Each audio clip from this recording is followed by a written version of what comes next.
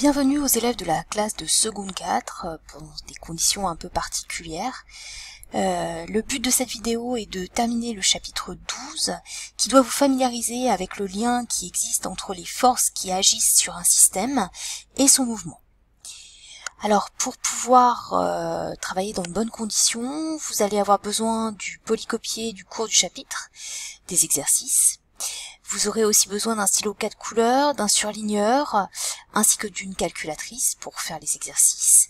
Et afin de compléter vos polycopiers, les consignes sont d'arrêter la vidéo et de la relancer en fonction de vos besoins. Donc n'hésitez pas à arrêter la vidéo, prendre le temps de bien écrire sur vos feuilles, de taper le calcul avec la calculatrice, puis de relancer la vidéo pour vérifier. Alors, je ne suis pas devant vous, mais j'espère que cette vidéo va vous aider. Elle est bien sûr imparfaite. Certaines images sont floutées afin de respecter le droit à l'image sur les diffusions publiques et pas au sein de la classe. J'ai terminé le chapitre, en tout cas le cours, avec la plupart des élèves de la classe vendredi, donc juste avant l'arrêt des cours, mais je souhaite reprendre pour tout le monde maintenant le cours afin que vous puissiez tous être au même niveau. Alors un petit rappel avant de commencer sur le polycopier de cours. Donc précédemment nous avons vu le poids qui est une force. Cette force elle est notée à l'aide d'un vecteur P. Sa direction est la verticale, donc P est verticale, orientée vers le bas. Et pour calculer le poids en newton, on utilise la formule P est égal à M fois G. Donc par exemple pour ce parachutiste qui est en chute libre bien avant, donc qui ouvre son parachute, on va appliquer le poids au niveau de son centre de gravité. Le poids est vertical, orienté vers le bas, et on n'oublie pas de noter donc qu'il s'agit du vecteur P. Nous avons vu aussi la tension du fil, donc que l'on note T, c'est la force exercée par le fil sur le système. Je vous rappelle qu'en physique, le système, c'est l'objet, l'être humain, l'animal, sur lequel, en fait, on dirige notre attention pour pouvoir étudier son mouvement.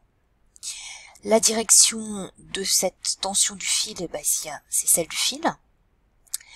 Le sens, c'est du système vers le fil.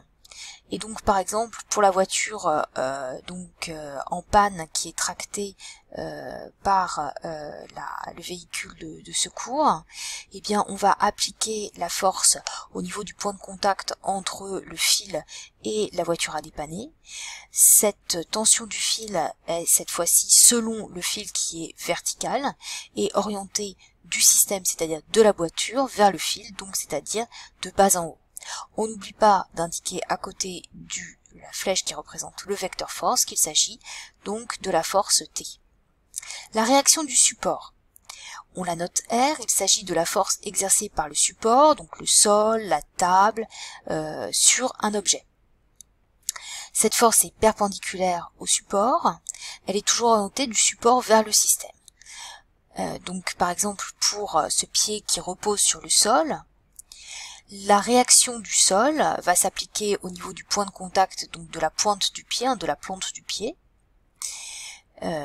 Sa direction va être verticale, puisque perpendiculaire au support qui lui est horizontal, et orientée du support vers le système qui est le pied, donc du support donc de bas vers le haut. Et on n'oublie pas de noter ce vecteur R. Alors, je vais vous demander de prendre votre polycopier de cours. Donc, je répète, on a bien travaillé avec la plupart des élèves, mais je préfère qu'on reprenne tout de façon à ce qu'on soit tous au même niveau. Je vous ai représenté une patineuse. Cette patineuse, on va la modéliser, donc la simplifier. On va appeler A le point qui modélise cette patineuse.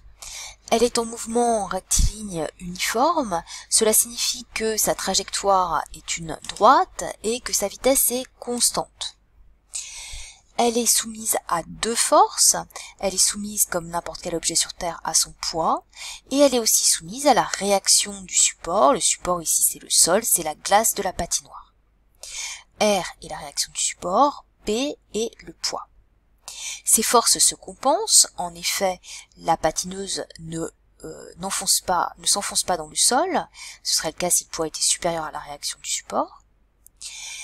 De la même façon, la patineuse ne lévite pas, c'est-à-dire qu'elle ne flotte pas au-dessus de la patinoire. Cela signifie que la réaction du support n'est pas supérieure au poids. Les forces donc se compensent, leur effet s'annule. Or, bien que finalement la patineuse ne subisse aucune force, puisque les deux forces ont des effets qui s'annulent, eh bien elle continue à avoir un mouvement rectiligne uniforme. Donc ce qu'il va falloir retenir, et c'est très important, c'est qu'une force n'est pas nécessaire pour entretenir un mouvement. Donc je vous laisse prendre votre stylo rouge et écrire que la force n'est pas nécessaire pour entretenir un mouvement.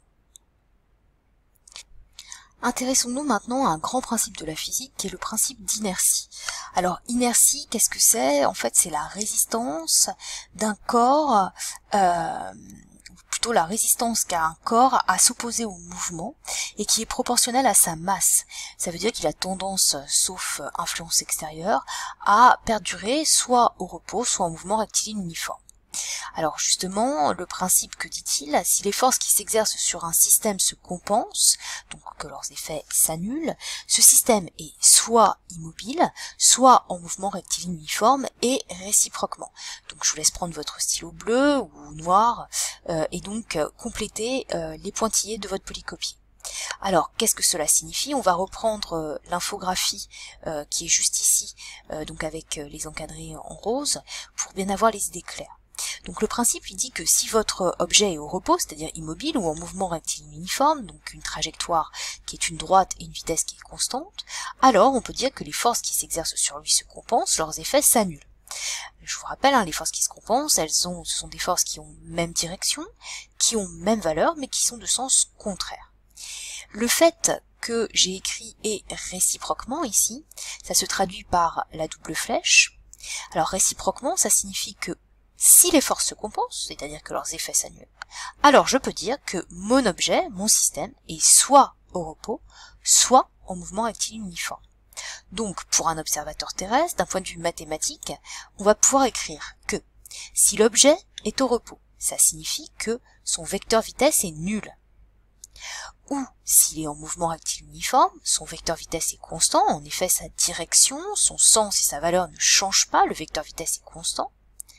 Alors, les forces se compensent. D'un point de vue mathématique, les forces se compensent. J'arrive pas à voir ma souris. Elle est où? Elle est là.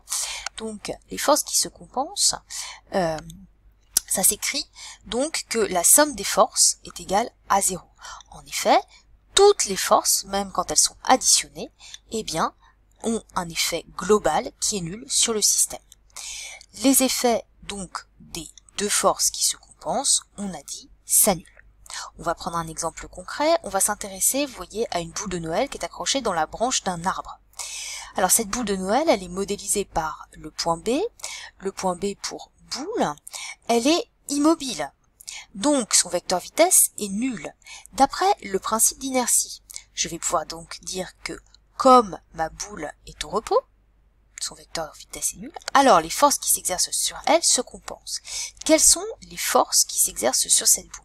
Vous avez d'une part son poids, comme n'importe quel objet sur Terre, mais aussi la tension du fil, qui explique que la boule est maintenue attachée donc à la branche de l'arbre. Donc d'après le principe d'inertie, ces forces se compensent.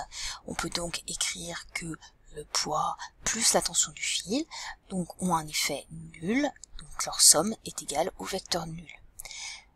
Donc globalement, on a tendance à écrire d'un point de vue mathématique que la somme des forces est égale à 0. Vous voyez, je vous ai remis en rouge exactement ce que vous avez dans l'encadré à retenir.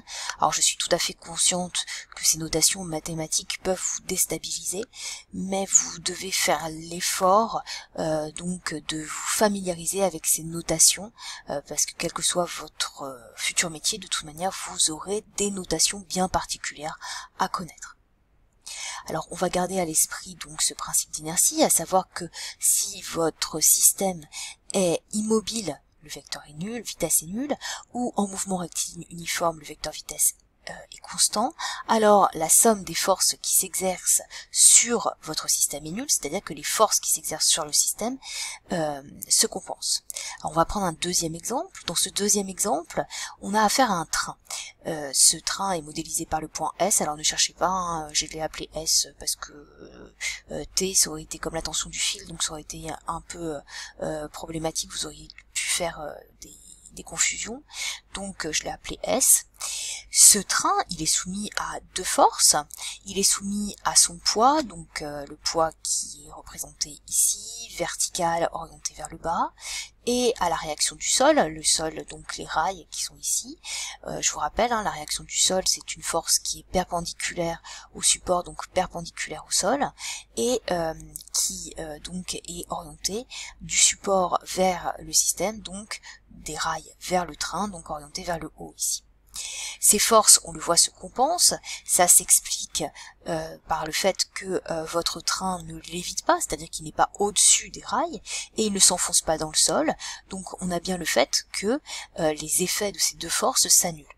D'après le principe d'inertie, si les deux forces se compensent, alors je peux dire que mon train est soit immobile, soit en mouvement rectiligne uniforme.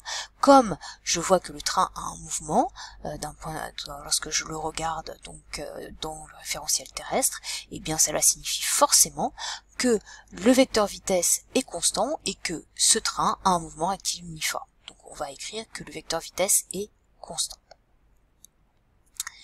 Alors, on va parler maintenant de la contraposée du principe d'inertie. Alors, en mathématiques, vous voyez les théorèmes et la réciproque des théorèmes. Et bien, en physique, on a un principe et on a sa contraposée. Que dit cette contraposée? Vous voyez là dans l'infographie qui cette fois-ci est en bleu. Si le mouvement est non rectiligne ou non uniforme, c'est-à-dire si votre trajectoire n'est pas une droite ou si la valeur de la vitesse n'est pas constante, alors les forces qui s'exercent sur votre système ne se compensent pas. On va l'écrire sur nos pointillés, donc en rouge. Si un système n'est ni immobile ni en mouvement rectiligne uniforme, alors les forces qui s'exercent sur lui ne se compensent pas et réciproquement. Là encore, le terme de réciproque est représenté par la double flèche. Donc, ça signifie que si votre système a un mouvement non rectiligne ou non uniforme, les forces qui s'exercent sur lui ne se compensent pas, leurs effets ne s'annulent pas, et réciproquement, si les forces qui s'exercent sur le système ne se compensent pas, donc leurs effets ne s'annulent pas, alors le mouvement est soit non rectiligne ou soit non uniforme. Donc pour un observateur terrestre, comment est-ce qu'on va noter ça mathématiquement? Eh bien, le vecteur vitesse est non nul, puisque votre système n'est pas immobile, ou votre vecteur vitesse varie. Donc la variation du vecteur vitesse, on va la représenter à l'aide de ce symbole-là d'un point de vue mathématique. Donc vous voyez, hein, c'est un peu compliqué. Donc il s'agit donc de la lettre delta pour dire que c'est la variation du vecteur vitesse. Et pour dire que ça varie, eh bien, on met différent de 0. À ce moment-là, les forces qui s'exercent sur lui ne se compensent pas. Donc on retrouve exactement la même notation que tout à l'heure. Mais on met bien un signe différent puisqu'elle ne se compense pas. Alors on va prendre un exemple concret, on va prendre le cas d'un skieur qui dévale une pente. Lorsque l'on regarde l'ensemble des forces qui s'exercent sur le skieur il est soumis à son poids, il est soumis à la réaction du support, et si vous faites la somme de ces deux forces, eh bien vous allez obtenir cette force-là, F, selon la pente, dirigée vers le bas, et qui est ce qu'on appelle la résultante des forces. C'est ni plus ni moins que l'effet global de l'ensemble des forces qui s'exercent sur le skieur. Si je regarde à côté comment est le vecteur vitesse, comment est la variation du vecteur vitesse, je me rends compte que la variation du vecteur vitesse, elle est aussi orientée selon la pente, vers le bas, donc on peut dire que la force et la variation du vecteur vitesse ont exactement la même direction, c'est-à-dire selon la pente, et le même sens, tous les deux sont orientés vers le bas. Ce qu'on va écrire sur notre polycopier, si un système n'est ni immobile ni en mouvement rectiligne uniforme, alors les forces qui s'exercent sur lui ont la même direction et le même sens que celui de la variation du vecteur vitesse. Alors pour terminer, on va parler de la chute libre. La chute libre est définie en physique lorsque un système n'est soumis qu'à son poids. Il est donc ni immobile ni en mouvement rectiligne uniforme. La direction et le sens du vecteur variation de vitesse sont identiques à la force non nulle qui s'exerce sur l'objet, c'est-à-dire celle du poids. Alors, petite remarque, c'est que la chute libre n'est possible que dans le vide. Or, sur Terre, un système est en chute libre si les forces exercées par l'air sont négligeables, puisque, de toute manière, on ne peut pas faire le vide absolu. Alors, pour vous montrer un petit peu quand même, quelles sont les conséquences si on se plaçait dans le vide, je vais utiliser l'animation suivante. Donc sur cette animation, vous avez un tube qu'on appelle le tube de Newton, dans lequel vous avez ici une boule en métal et une plume. Donc pour l'instant, il y a de l'air à l'intérieur du tube. Donc je vais lancer la vidéo. Est-ce que ça marche? Oui. Donc lorsque l'on fait tomber la plume et la bille en métal, on voit bien, et c'est ce qu'on observe nous tous les jours, que la bille tombe avant la plume. Je fais le vide maintenant dans le tube, et là, lorsqu'il n'y a plus d'air, on voit que la bille et la plume atteignent le sol exactement en même temps. Alors, en effet, lorsque la bille et la plume sont soumises uniquement à leur poids, le vecteur vitesse donc varie à la même sens et la même direction que le poids, et surtout ce phénomène est indépendant de la masse. Mais ceci, nous ne pouvons l'observer sur Terre, puisque sur Terre, il y a toujours de l'air qui s'oppose au mouvement donc de la bille ou de la plume lorsqu'ils ne sont soumis uniquement qu'à leur poids. Alors je vais vous demander maintenant que nous avons terminé le chapitre, j'aurais peut-être dû dire qu'on terminait le chapitre, donc de prendre la feuille d'exercice. Alors je sais que certains d'entre vous n'ont pas fait l'exercice 3 parce que on n'a pas pu terminer. On va uniquement faire l'exercice 4 et l'exercice 5. Alors intéressons-nous à l'exercice 4. Lors d'une course automobile, le pilote perd le contrôle de son véhicule qui a une masse de 1 tonne. La scène a été enregistrée par hélicoptère et est analysée image par image. On vous rappelle que l'intensité de pesanteur sur Terre est de 10 newtons par kilogramme. Alors, première question, quel est le mouvement du centre du véhicule justifié? Alors, vous avez affaire à une chronophotographie, donc on a matérialisé le centre de la voiture ou le pilote par un point rouge. Ici, vous voyez que l'ensemble des points rouges se situe sur une même droite horizontale, que si on regarde la distance entre deux points consécutifs, c'est-à-dire entre deux photos prises à intervalles de temps régulier, vous voyez que cette distance, elle est exactement la même. Donc, qu'est-ce qu'on va pouvoir dire? On va pouvoir dire que le mouvement est rectiligne uniforme. En effet, la trajectoire est une droite. La distance qui sépare les différents points rouges donc est exactement la même, donc la vitesse est constante. Donc comme la trajectoire est une droite, le mouvement est rectiligne. Comme la vitesse est constante, le mouvement est uniforme. Vous pouvez vous contenter d'écrire rectiligne uniforme. Entre parenthèses, la trajectoire est une droite et la vitesse est constante. Deuxième question. Quelles sont les forces qui s'exercent sur le véhicule dans le référentiel terrestre? Que peut-on dire de ces forces justifiées? Donc les forces qui s'exercent sur la voiture sont la réaction du support et le poids, exactement comme on l'a vu au tout début lorsque je vous ai parlé du pied qui repose sur le sol, ou lorsque l'on a parlé du train. D'après le principe d'inertie, nous avons vu que si le mouvement est rectiligne uniforme, alors les forces qui s'exercent sur le système se compensent. Donc ici, je peux dire que la réaction du support et le poids qui s'exercent sur le véhicule se compensent. Quelles sont les caractéristiques de ces forces? Représentez-les sur un schéma où la voiture sera assimilée au point V. Donc on commence par dessiner un point, qu'on appelle le point V, et on va représenter les forces. Si les forces se compensent, c'est qu'elles ont même direction, qu'elles ont même valeur, même longueur donc, mais sont de sens contraire. Donc c'est ce que j'ai représenté ici. Donc j'ai bien représenté, voilà ma souris, j'ai bien représenté le poids vertical orienté vers le bas, la réaction du support vertical orienté vers le haut, elles ont la même longueur, elles ont la même direction, elles sont de sens contraire, donc leur effet s'annule. Passons à l'exercice numéro 5. Un pot de fleurs est modélisé par son centre de gravité G. Il tombe en chute libre d'une fenêtre. Donc le pot de fleurs qui est situé ici. puis avoir la souris. C'est pas grave. Que peut-on dire du vecteur vitesse du centre de gravité dans le référentiel terrestre? Alors, ici, ce qu'il faut bien voir, c'est que, vous en doutez, puisque le titre de l'exercice c'est chute, c'est que le pot de fleurs est en chute libre.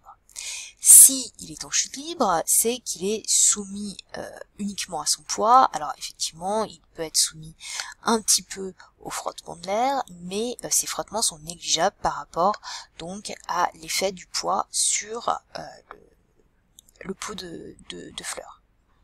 Donc on va essayer de résumer ce que l'on vient de dire.